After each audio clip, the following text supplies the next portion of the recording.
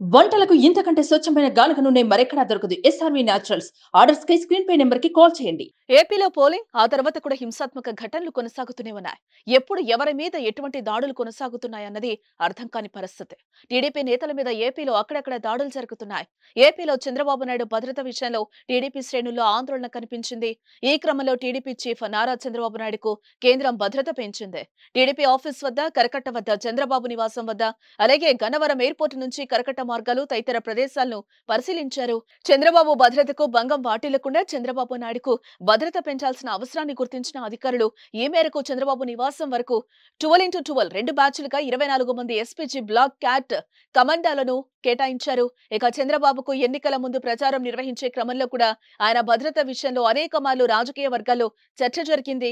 ఏపీలో చంద్రబాబుకు భద్రతపై ఆందోళన క్రమంలో దీంతో తెలుగుదేశం పార్టీ అధినేత నారా చంద్రబాబు నాయుడుకు కేంద్రం భద్రతను పెంచినట్లయింది.